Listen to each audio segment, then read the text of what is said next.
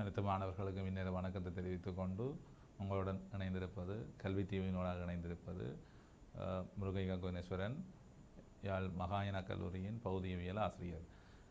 நாங்கள் சென்ற கிளாஸ் படிச்சிருந்தோம், துணிக்கை பௌதியவியல் பற்றி படித்திருந்தோம். அதன் தொடர்ச்சியான வகுப்பாகவே இது அமையுது.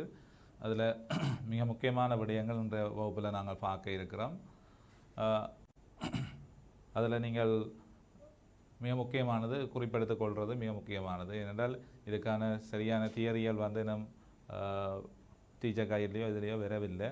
ஆகவே இது நாங்கள் தேடல்கள் மூலம் பெற்றுக்கொண்ட தகவல்களை தான் உங்களுக்கு தெரிவிக்கிறோம். ஆகவே இதை குறிப்பெடுத்துக் கொள்வது உங்களுக்கு சிறப்பானதாக அமையும். சரி, இதை ஏற்கனவே நான் உங்களுக்கு சொல்லியாச்சு. வெரியோன்ஸும் ஆன்டி வெரியோன்ஸும் பார்க்குறோம். வெரியோன்ஸும் ஆன்டி வெரியோன்ஸும். அப்போ உங்களுக்கு சிம்பிளாக தான் கேள்வி வரும். இப்போ புரோத்ரன்னு சொன்னால் புரோத்ரன்ற கட்டமைப்பு ஏற்கனவே உங்களுக்கு சொல்லிட்டேன். ஜூடி அது எலக்ட்ரிக் சார்ஜ் வந்து +1 இருக்கும். சரிதானே, +1 இருக்கும். அது அதே போல் ஆன்டி புரோட்டோன் இருக்கும் தானே. புரோட்டோன் இருந்தால் ஆன்டி புரோட்டோன் இருக்கும். அப்போ ஆன்டி புரோட்டோனுக்கு எல்லாமே என்ன இருக்கும், இதுக்கு எதிராக நீங்கள் போடணும். இங்கே ஜூ பார் டி பார்ன்னு வரும். அதே மாதிரி நியூட்ரன்ற கட்டமைப்பு யூடிடி അതിൻ്റെ ആൻറ്റി ന്യൂട്രൻ കേട്ടിരുന്നാൽ ജൂ ബാർ டி பார் உங்களுக்கு அதில் ப்ராப்ளம் இருக்காது. இதுக்கு எதிராக வரும். அதே மாதிரி லெம்டாண்ட துணிக்கியை பார்த்தால் UDS. அதே போல் ஒமேகா SSS. அப்போ லெம்டாண்ட எதிர் துணிக்க ஜூ பார் டி பார் எஸ் பார். சரிதான். அப்போ இது நீங்கள் குறிப்பெடுத்துக் கொள்வது மிக முக்கியமானதாக இருக்கும். Proton, anti proton, neutron, anti neutron, அதில் நீங்கள் இலகுவாக ஞாபகம் வச்சிருக்கலாம். சரிதான். அதே மாதிரி மீசோன் வந்து ஒரு குவாக்கும் அதன் ஆன்டி குவாக்காலையும் இருக்கும்ன்றது அதில் சொல்லி கிடக்கு. சரிதான். அதில் குவாக்கும் அதன் ஆன்டி குவாக்கும் இருக்கும். அதன் ஆன்டி குவாக்கில் ஒரு குவாக்கும் அதன் முரண் குவாக்கும் அதில் இருக்கும். சரிதானே. அப்போ மீசோன்ஸ் போசோனிக் ஹார்ட்ரோன்ஸ் சொல்கிறோம். அது ஹார்ட்ரோன்ஸ் இந்த வகையில் தான் நாங்கள் மீசோன் பார்க்குறோம். ஹார்ட்ரோன்ஸ் அந்த வகையில் தான் நாங்கள் பார்க்குறோம். அதில் பாருங்க, இதுகள் நார்மலாக உங்களுக்கு தெரிஞ்சிருக்க வேணும். இதை தெரிஞ்சிருந்தா சரி. பயோன் ப்ளஸ் அது ஜூ டி பார், என்ன கேஆன் மைனஸ் எஸ் ஜூ பார், ட்ரோன்னு சொல்லுவோம். ஒவ்வொரு சிம்பிள்ஸை அதை வைக்கணும். அதுகளுக்கு ஜூ டி பார், இது B0, இது ஈட்டா சி. இதில் பெருசாக உங்களுக்கு அவசியம் மட்டும் இல்லை. ஆனால் குவாக்ஸ் தெரிஞ்சிருக்க வேணும். குவாக்ஸில் சரிதானே. ரைட். இதை நாங்கள் அடுத்தபடியும் இந்த இதில் 4 வகையாக விசைகளை பிரிக்கிறோம். விசைகளை நாங்கள் 4 வகையாக பிரிக்கிறோம். சரிதானே. விசைகளை 4 வகையாக பிரிக்கிறோம். அதாவது முதலாவது விசை வந்து ஈர்ப்பு விசை. ஈர்ப்பு விசைகள் என்று சொன்னால் அவை திணிவுகளுக்கு இடையில் இருக்கும். திணிவுகளுக்கு இடையில் இருக்கிற விஷயத்தை நாங்கள் சொல்கிறோம் ஈர்ப்பு விசை என்று சொல்கிறோம். அடுத்தது விஷயம் பாருங்க, வீக் இன்டராக்ஷன், நலிவான. அப்போ இதுக்கு தமிழ் நீங்கள் எழுதுக்கலாம் ஈர்ப்பு விசை. இங்கே இருக்கிறது வந்து நலிவான இடைக்கவர்ச்சி.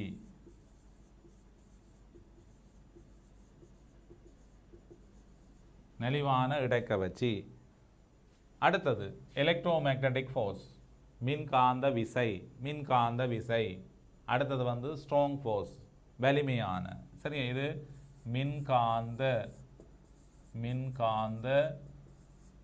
விசை. அடுத்தது வலிமையான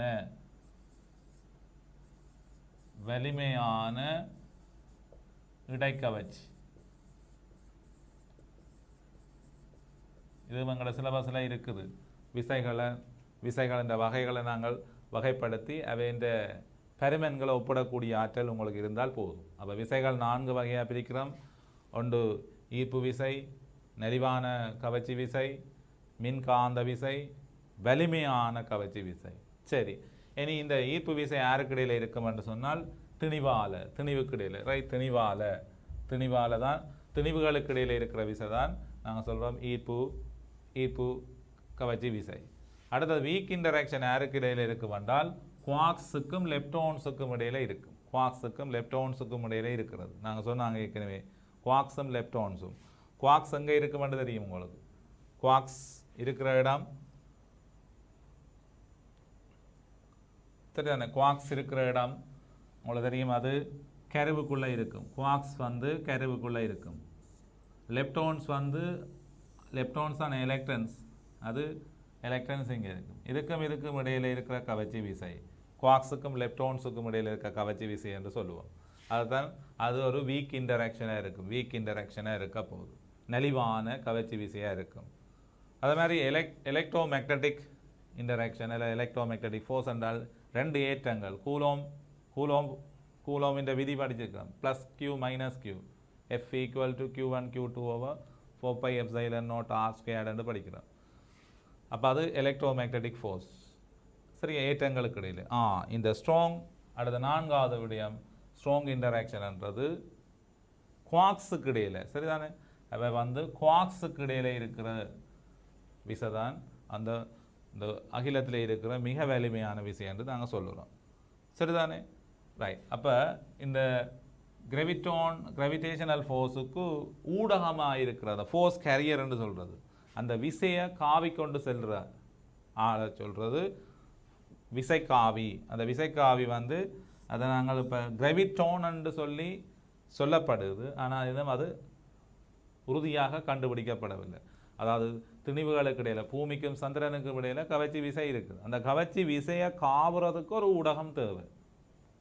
அந்த ஊடகம் தான் கிராவிட்டோன்ன்ற மாதிரி அவ இருக்குதுன்னு சொல்லி ஊகத்தை தெரிவிச்சிருக்கிறோம். அது கன்ஃபார்ம் பண்ணப்படலை. அப்போ கிராவிட்டோன்னு சொல்கிறது அந்த ஊடக துணிக்க. அது மாதிரி நலிவான கவர்ச்சி விசையை காவராக்கள் போசோன்ஸ்ன்னு சொல்லுவோம். போசோன்ஸ், அந்த போசோன் டபிள்யூ போசோன், செட் போசோன்னு சொல்லி அந்த போசோனில் அதுலேயும் டபிள்யூவும் செட்டும் தான் இங்கே வரும். நலிவான கவர்ச்சி விசைக்கு டபிள்யூ போசோனும் செட் போசோனும் தான் எங்களுக்கு அந்த நலிவான கவர்ச்சி விசைக்குரியாக்களாக இருப்பேன். அடுத்தது எலக்ட்ரோ மேக்னட்டிக் ஃபோர்ஸ். அதாவது எலக்ட்ரோ மேக்னட்டிக் ஃபோர்ஸ் என்று சொல்லிக்க உங்களுக்கு தெரியும். அது எலக்ட்ரோ மேக்னட்டிக் ஃபோர்ஸ்ன்றது சார்ஜ் மின் ஏற்றங்களுக்கு இடையில் இருக்கிற விசையாக இருக்குது. மின் ஏற்றங்களுக்கு இடையில் இருக்கிற விசையத்தான் சொல்லுவோம் எலக்ட்ரோ மேக்னட்டிக் ஃபோர்ஸ். அதை காவுற ஆக்கள் வந்து போட்டோன்னு சொல்கிறது. போட்டோன்னு சொல்லுவோம். கேமா போட்டோனாக இருக்கும்.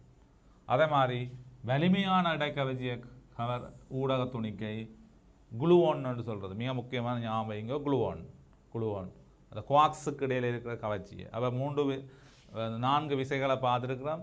4 விசைகளில் மிக மிக மிக பருவன் குறைஞ்ச விசைன்னு சொன்னால் ஈர்ப்பு கவர்ச்சி விசைதான் மிகவும் மிக மிக மிக நலிவானது. அடுத்தது வீக் இன்டராக்ஷன், நலிவான கவர்ச்சி விசை. அடுத்தது எலக்ட்ரோ மேக்னட்டிக் ஸ்ட்ராங் ஃபோர்ஸ். அப்போ இந்த ஓர்டரில் தான் அவர் இந்த வலிமை இருக்குமென்றது தெரிஞ்சிருக்க வேணும். சரிதானே? ரைட். அடுத்தபடியாக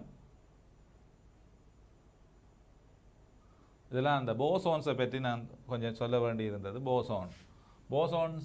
போசோன்ஸ் என்று சொன்னால் இவைய போசோன்ஸ்ன்றது ஒரு ஊடக துணிக்கு. உதாரணமாக பாருங்கோ, ஒரு ஒப்பமான மேற்பரப்பொண்டில் ஒரு துரள்ளியில் ஒரு ஆள் நிற்கிறார். துரள்ளியில் ஒரு ஆள் நின்று கையில் இருக்கிற பந்தை எறிய போகிறார். இங்கால ஒரு துரள்ளியில் நிற்கிற ஒரு ஆள்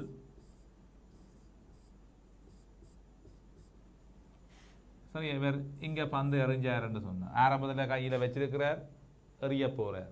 எறிஞ்சால் உந்தத்தை அதுக்கு கொடுக்க எங்களுக்கு துரள்ளியில் நிற்கிறவருக்கு இங்கே பக்கம் உந்தம் வரும். அப்போ இந்த உந்தம் இப்படியே போகுது. போய் இவர் அந்த பந்தை பிடிச்ச உடனே இந்த துரள்ளியோட சேர்ந்து இங்கால போகிறார். அப்போ ஓய்வில் இருந்த ஒரு ஆள் என்ன செய்கிறார்? இந்த பந்தை பிடிச்ச உடனே அவருக்கு ஒரு உந்தம் வரும். அப்போ இந்த உந்தத்தை யார் கொடுத்தவர்? இவர் கொடுத்தவர். பந்துக்கு கொடுத்தவர். பந்து அவருக்கு கொடுத்தது. அப்போ உந்தத்தை கடத்தின ஊடகம் யாருன்னு கேட்டால் பந்து. அதே போல தான் இந்த போசோன்ஸ் வந்து ஒவ்வொரு விசைக்காவிகளை நாங்கள் பார்த்த 4 விசைகளையும் இந்த போசோன்ஸ் தான் காவினம் என்ற அந்த விஷயம் விளங்கணும். சரியா, மிக முக்கியமானது. இங்கே இருந்த உந்தத்தை அவருக்கு கடத்தினது வந்து பந்து. அப்போ பந்து தான் அந்த ஃபோர்ஸ் கேரியர்ன்னு சொல்லுவோம், அந்த விசைய காவரால். அதைத்தான் நாங்கள் போசோன்னு சொல்கிறோம். அப்போ அந்த வகையில் ஏற்கனவே சொல்லிட்டேன், கேமான்றது ஏர் போட்டோன்ஸ்ன்னு சொல்லுவோம். போட்டோன்ஸ், அந்த போட்டோன்ஸ் யாருக்கு தேவை? மின்காந்த விசைக்கு, மின்காந்த விசைக்குரிய காவியாக இருக்கும். இந்த ரெண்டு பேரும் யாருக்குரியாக்கள்? நெளிவான இடைக்கவர்ச்சி விசை, weak interaction. Weak interaction,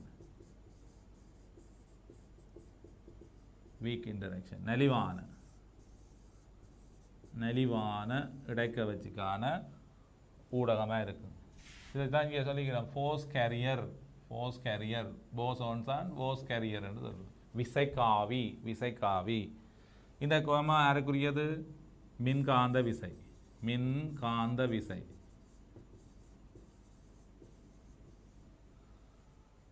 right. இதில் இருக்க அந்த குளுவோன் தான் மிக முக்கியமான ஆள். இந்த குளுவோன் தான் யாருக்குரியால்? ஸ்ட்ராங், வலிமையான இடைக்கவர்ச்சிக்குரிய. அப்போ இது கட்டாயம் ஒரு கேள்வியாக வரலாம், ஒரு எம்சிக்யூவாக வரலாம். சரிதானே? வலிமையான இடைக்கவர்ச்சிக்கு விசைக்காவியாக உள்ள ஊடகம் எதன்று கேட்டால் அது குளுவோன்னாக இருக்கும்ன்றது தெரிஞ்சிருக்க வேணும். சரிதானே? ரைட். அடுத்த விடயம், இதில் இருக்கிற மிக முக்கியமான விடயத்துக்குள்ளே நாங்கள் போகிறோம். சரி, இப்போ உங்களுக்கு இதில் வரக்கூடிய கேள்வி என்னென்னு சொல்லி பார்ப்போம். இதில் என்னென்னு எப்படி எதிர்பார்க்கப்படுற வினாக்களுக்குள்ளே போவோம். சரிதானே? எப்படி ஒரு வினாக்கள் உங்களுக்கு எதிர்பார்க்கப்படலாம், என்ன வினாக்கள்ன்றதை நான் சொல்கிறேன்.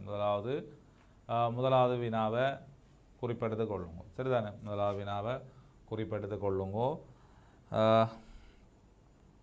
முதலாவது வினாவை பாருங்கோ.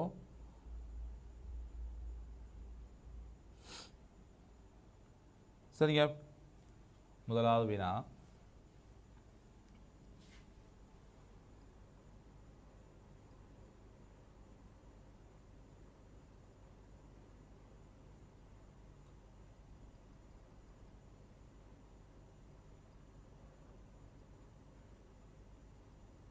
ரைட். இந்த முதலாவது வினாவை பார்ப்போம், எழுதுங்கோ. இப்படி ஒரு வினாக்கள்லாம் உங்களுக்கு எளிமையாக எதிர்பார்க்கப்படுகிறது. 215 87 பிரெஞ்சியம் என்னும் கருவில்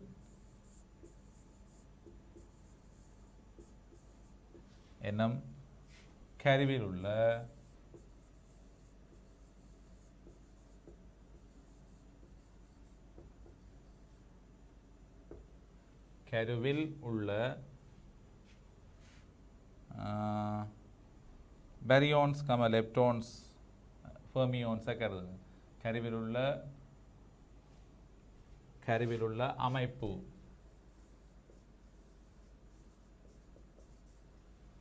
சரியா? அமைப்பு. இப்படி ஒரு வினா தரலாம். சரியா? இங்கால ஹாட்ரான்ஸ், இதில் லெப்டான்ஸ், அடுத்தது பேரியோன்ஸ்.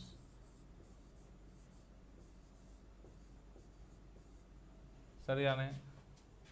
A B C D E என்று சொல்ல போகிறோம். A வந்து பாருங்கோ 87, ஹாட்ரான்ஸ் வந்து 87, லெப்டான்ஸ் வந்து 87, பேரியோன்ஸ் வந்து 87 என்று சொல்லி ஒரு விடை இருக்குது. சரியா? அடுத்த விடை 215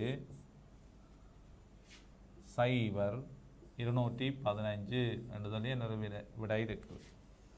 அடுத்தது மூன்றாவது விடையை பாருங்கோ. 215 87, இங்கால இருக்கிற விடை 87. ரைட். அடுத்தது நான்காவது 87, இங்கே சைவர், இங்கால 287. கடைசி விடை 215 87 87 என்று சொல்லி இப்படி ஒரு வினா இருக்குது. சரியா?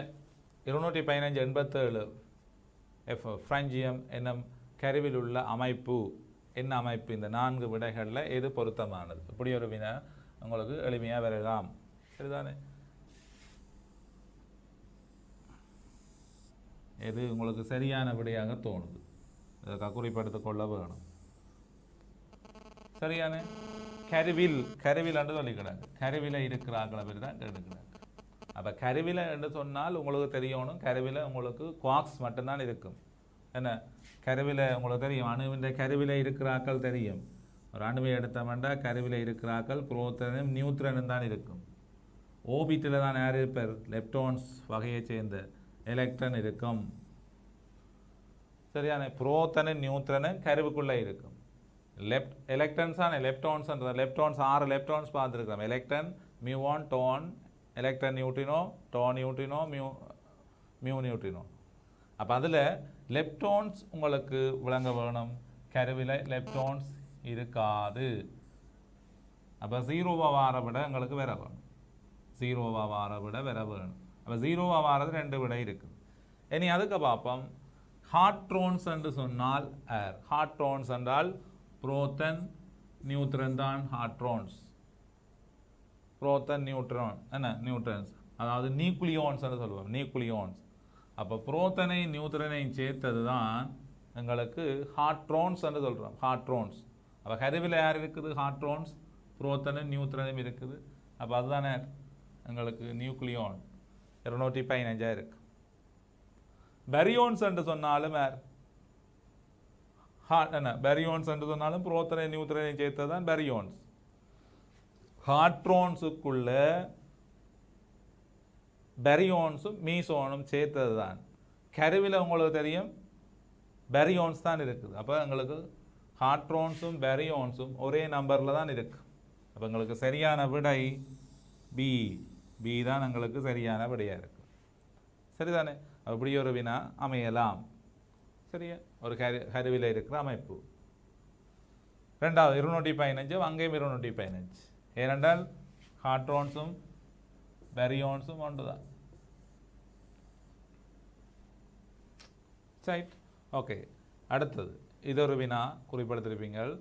அடுத்த வினா இப்படி 2வது வினா இப்படி ஒன்று கேட்கலாம். 2வது வினாவை பாருங்க. ரைட். 2வது வினா நியூட்ரனின் முரண் நியூட்ரனின் குவார்க்ஸ் கட்டமைப்பு என்று கேட்கலாம். முரண் நியூட்ரன்.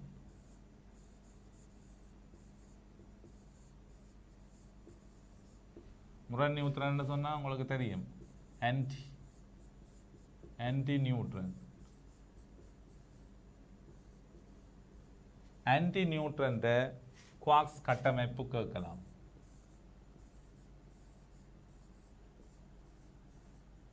குவார்க்ஸ் கட்டமைப்பு.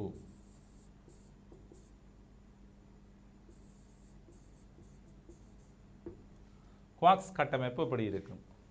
குவார்க்ஸ் கட்டமைப்பு.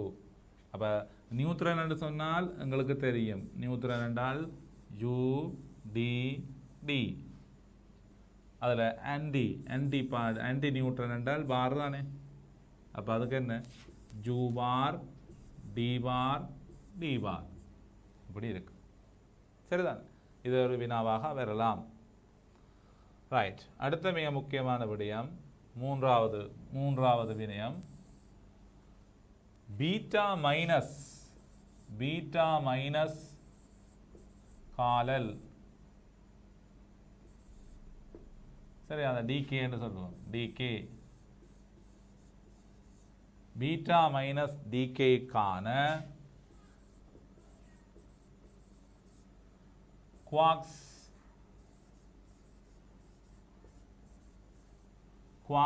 சமன்பாட்டை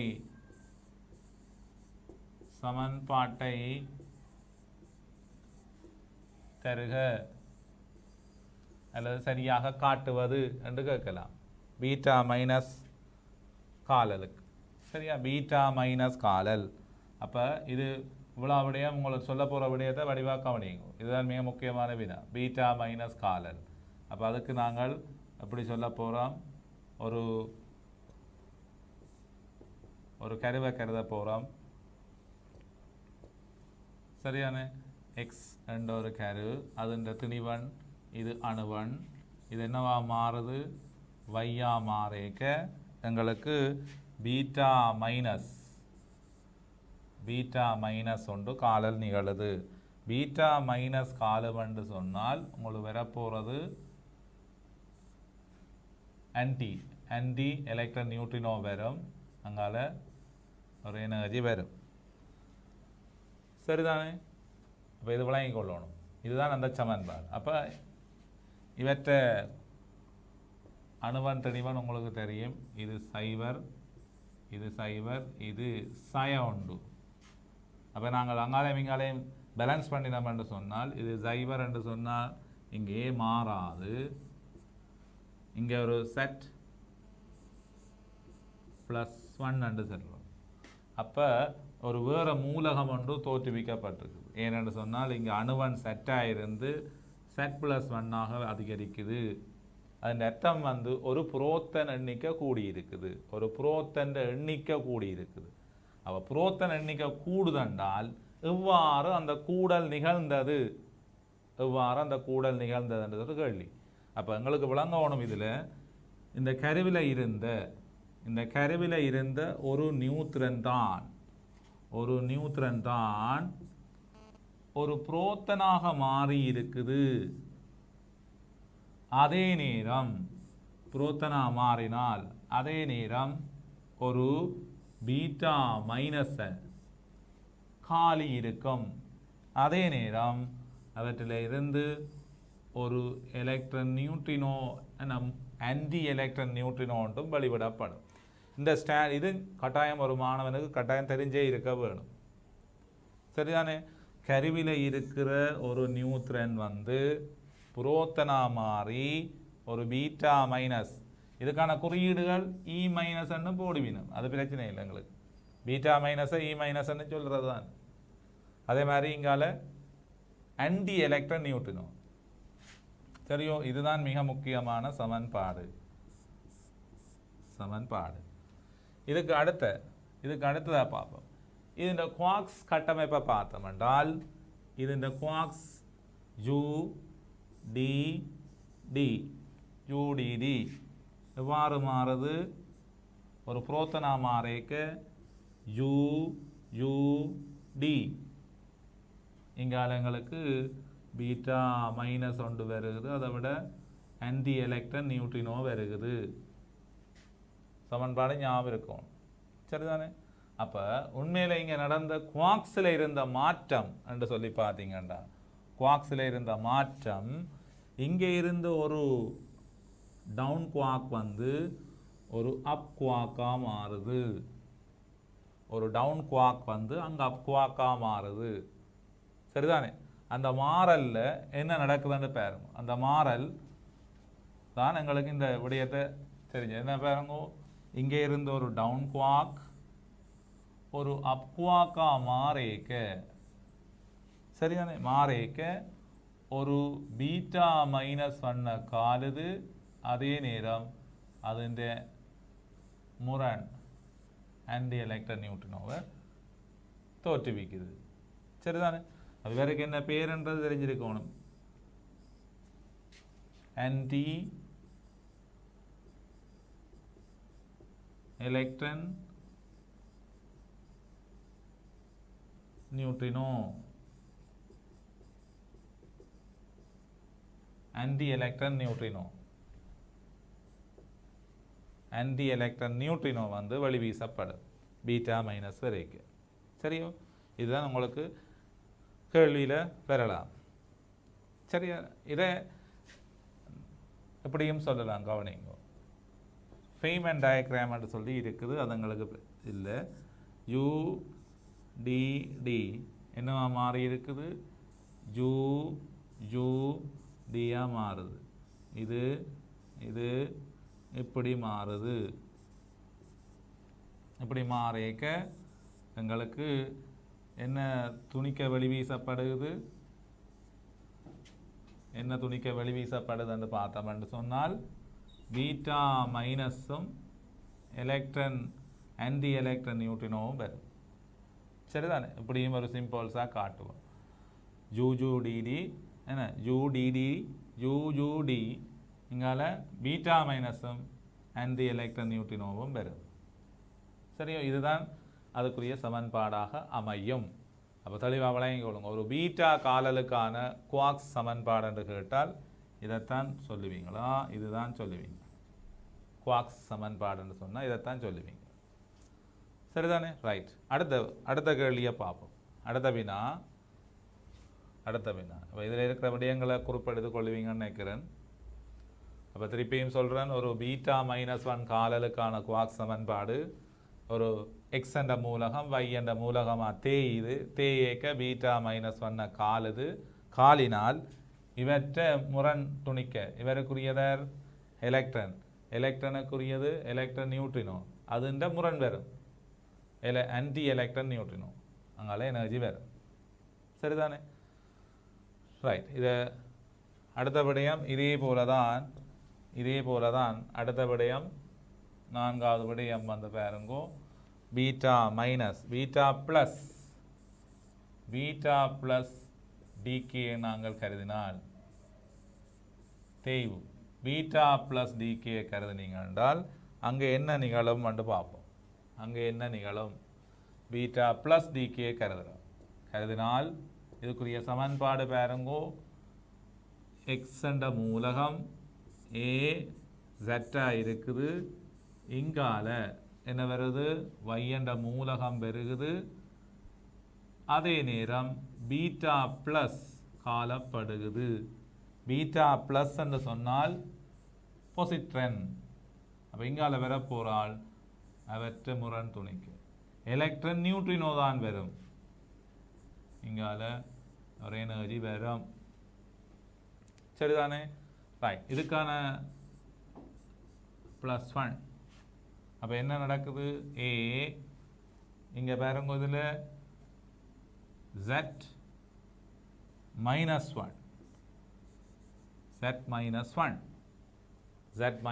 என்று வருது.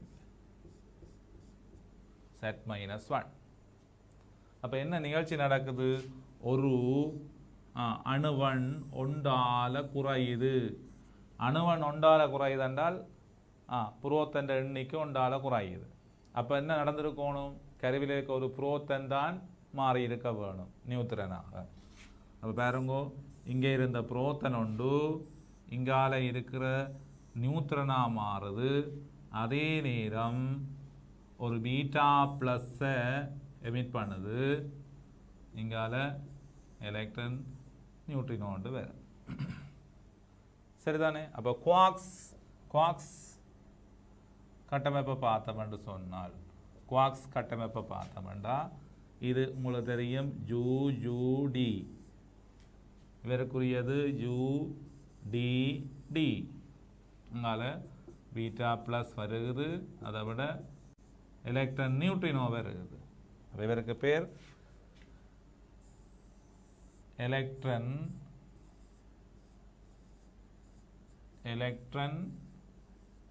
நியூட்ரினோ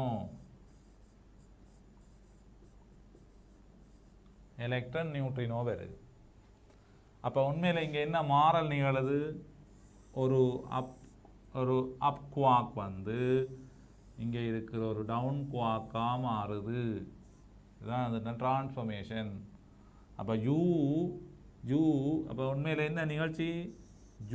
இங்கே இருக்கிற ஒரு அப் குவாக் ஒரு டவுன் குவாக்காக மாறிக்க பீட்டா ப்ளஸ்ஸையும் അതിൻ്റെ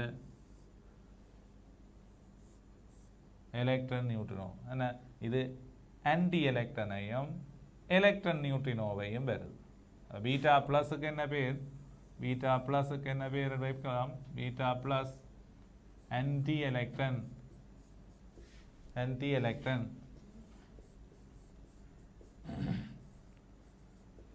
அதுதான் நாங்கள் பொசிட்ரன் என்று சொல்கிறோம். ஆன்டி எலக்ட்ரன் அல்லது பொசிட்ரன். சரிதானே? ஆன்டி எலக்ட்ரான் அல்லது பொசிட்ரன் என்று சொல்கிறோம்.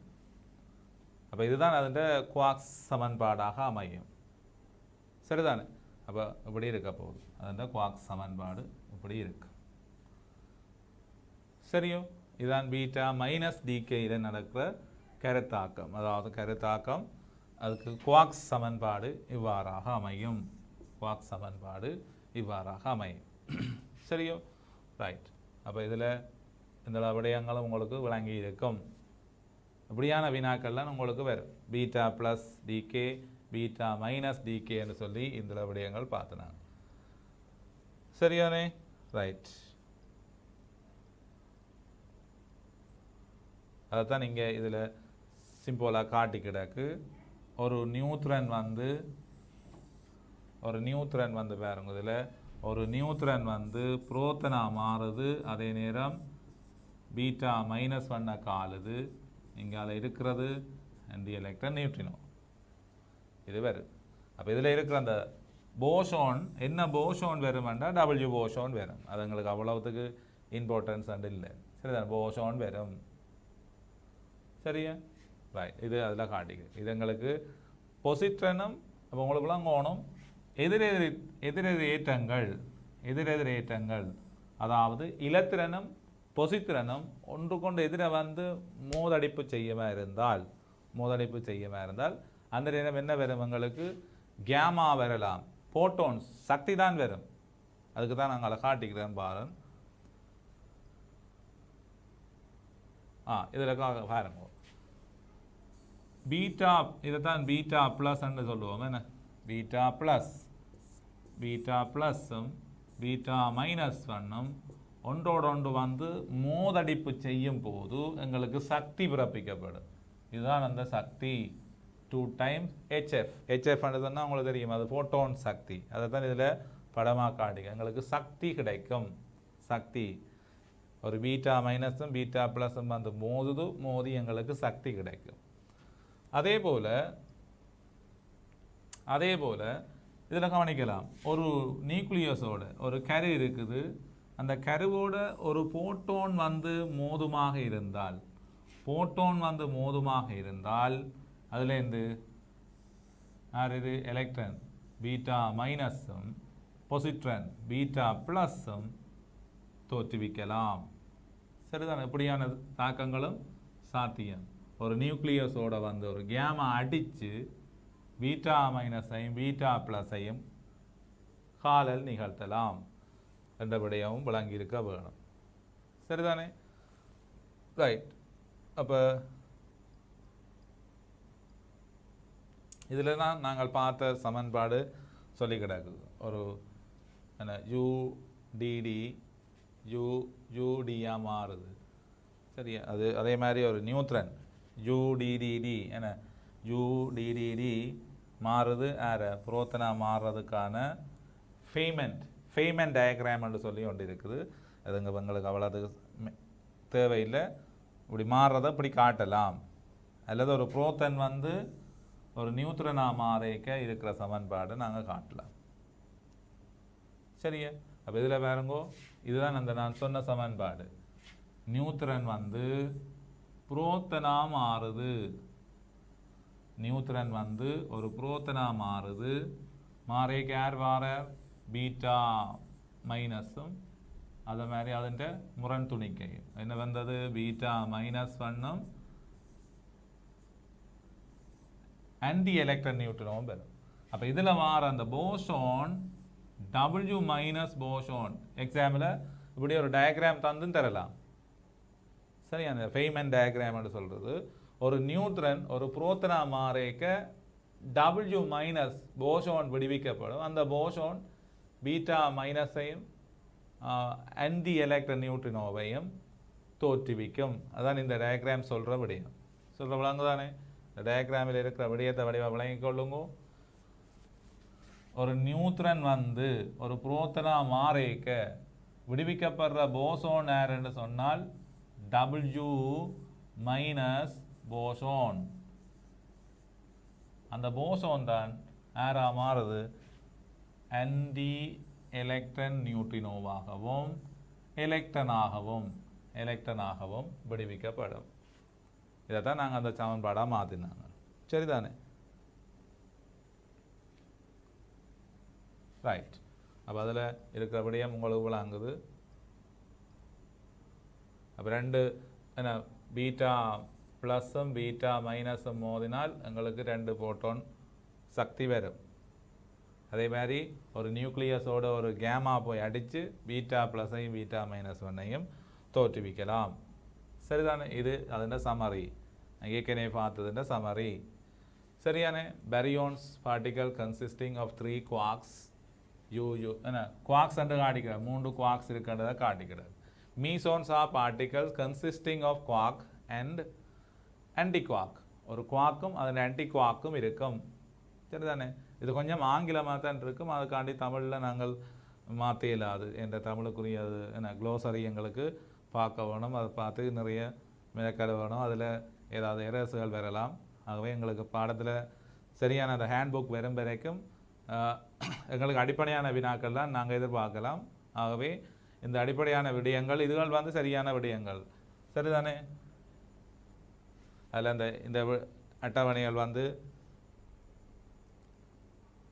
அவ்வளோ அதுக்கு பெரிய அவசியம் இல்லை. நான் அப்படியே ஸ்ட்ரக்சர் இருக்கின்றதை விளங்கிக் கொள்ளணும். இது baryons, அந்த பிஆர்ன்னு போட்டது baryons. அதில் baryonsல நிறைய இருக்குது. baryons சரிதானே? டெல்டா 2+ அப்படி எல்லாம் இருக்குது. இங்கால வேறுங்கோ கியூ பார்ன்னு இருக்குது. இது கியூ பாரைத்தான் அப்படியே இருக்குது. ஏன்னா யூ பார்ன்னு இருக்குது. சரியா? அப்போ அதில் இருக்கிறது வந்து பயோன் 0, பயோன் ப்ளஸ், பயோன் மைனஸ், ஈட்டா, கேஆன் 0, கேஆன் மைனஸ், கேஆன் 0, ஈட்டான்னு போகுது. சரியா? ரைட். அடுத்த விடயம் ரைட். இது ஒரு மிக முக்கியம். இதுவும் ஒரு வினாவாக வரலாம் உங்களுக்கு. சரியா? எப்படி இருக்கலாம் குவாக்ஸ்? தனியொரு குவாக்ஸ் இருக்கலாமா? தனியொரு குவாக்ஸ் வந்து ஒரு எலிமெண்ட்டுக்குள்ளே இருக்கலாமாண்டா இல்லை. குவாக்ஸ் தனியாக இருக்க இயலாது.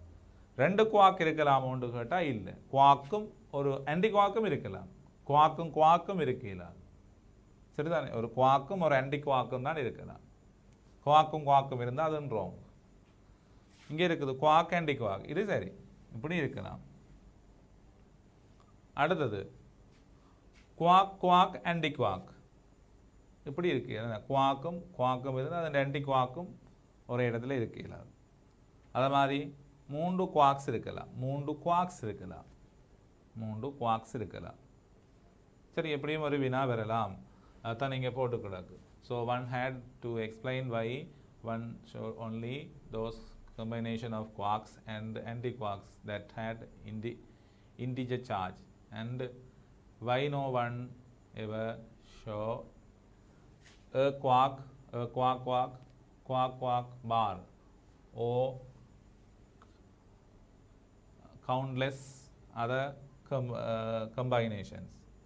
இதில் தனி குவாக் இருக்க இயலாது, 2 குவாக் இருக்க இயலாது, குவாக்கும் ஆன்டி குவாக்கும் இருக்கலாம், குவாக் ஆன்டி குவாக் இருக்க இயலாது. அது மாதிரி 3 குவாக்ஸ் இருக்கலாம் என்ற விடயம் இப்படியும் ஒரு வினா வரலாம். இதுவும் ஓகே, இப்படி இருக்கலாம். சரிதானே? ரைட். இதைத்தான் நாங்கள் ஏற்கனவே சொன்ன விடயம். ஒரு நியூட்ரன் வந்து ஒரு புரோத்தனா மாறிக்கு எலக்ட்ரான் என்ற நிரம்பரம். இதில் இது தெரிஞ்சுக்குவோம். சரி, அப்படி ஒரு இதை சொல்கிறது மெய்மென், ரைட்? ஃபெய்மன் டயக்ராம் என்று சொல்கிறது. இதில் W மைனஸ் போசான் வருதுன்னு ஆல்ரெடி சொல்லிட்டு. சரிதான்? ரைட். இதில் எப்படியான கால்குலேஷனும் பெறலாம். ஒரு நியூட்ரன் வந்து ஒரு புரோத்தனை தோற்றுவிக்க E-1 அங்கால எலக்ட்ரான் நியூட்ரினோண்டு வருது. எலக்ட்ரான் நியூட்ரினோண்டு வருது. அதில் உங்களுக்கு தந்திருக்குது நியூட்ரன்ட ஜூன்னு சொன்னால் அட்டமிக் மேஸ் யூனிட் ஜூ வருது. இது புரோத்தனுக்குரியது, இது எலக்ட்ரானுக்குரியது. சரிதானே? ரைட். அப்போ இதில் நீங்கள் இலகுவாக பார்க்கலாம். இதில் யூ தந்திருக்குது பாருங்க. LHSன்ற மேஸ், RHSன்ற மேஸ், 2 மேஸை நீங்கள் பார்த்தீங்கன்னா அந்த மேஸில் குறைவு வரும். மேஸில் குறைவு வரும். மேஸ் டிஃபரன்ஸ். இது LHS, MLHS, MRHS என்று சொல்லி நாங்கள் ஏற்கனவே கருப்பிளவு ஒன்றல்ல நாங்கள் பார்த்துருக்கிறோம். அதில் இந்த 2 சக்தியும் சமன்பாட்டுக்கு இங்கால இருக்கிற திணிவையும் அங்கால இருக்கிற திணிவையும் வித்தியாசத்தை பார்த்த பண்ணது வரும். அதை பேருந்து என்ன செய்யணும், ஜூவை சக்தியாக மாற்ற வேணும். மாற்றினோம் என்று சொன்னால் அதில் E = mc² பாரில் போட்டு சக்தி எடுப்போம். அப்போ அந்த சக்தி விடுவிக்கப்படுற சக்தி என்னென்று கேட்டோம்டா, அதாவது இதில் என்ன ஒரு சக்தி ஒன்று விடுவிக்கப்படும் தானே, இந்த சக்திக்குரியது தான் எங்களுக்கு இந்த சக்தியாக இருக்கும். சரிதானே? ஸோ அப்போ இன்றைக்கு நாங்கள் இன்றைய வகுப்பில் மிக முக்கியமான பல விடயங்கள் பார்த்துருக்கிறோம். இவ்வளவுதான் இந்த 11.7 நாங்கள் சொல்லக்கூடிய விடயங்களாக இருக்குது. சரிதானே? எனவே இதில் சொல்லப்பட்ட விடயங்களை கவனத்தில் எடுத்து பரீட்சைக்கு அதை பிரயோகிக்குமாறு கேட்டுக்கொண்டு இன்றைய வகுப்பை நாங்கள் இதோட நிப்பாட்டிக் கொள்கிறோம்.